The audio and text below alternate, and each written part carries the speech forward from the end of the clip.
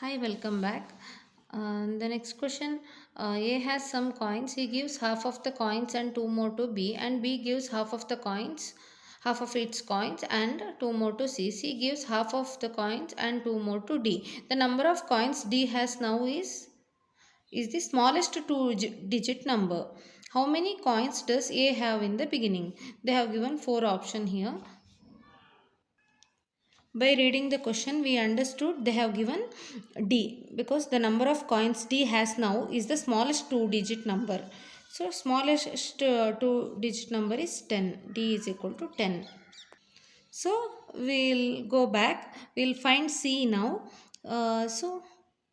D is equal to uh, half of C and plus 2. So we can write like this, C by 2. We know D. D is equal to 10 is equal to C by 2 plus 2.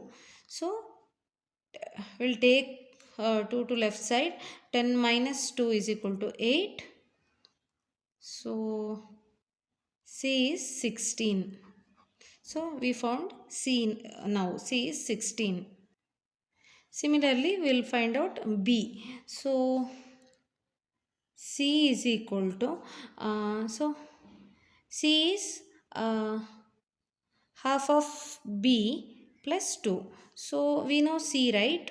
16 is equal to B by 2 plus 2. So this is 14 is equal to B by 2. So 28 is equal to B. We also found B now. So let's find A. B is half of A plus 2. So B is 28. Okay, 28. 2. It is 26.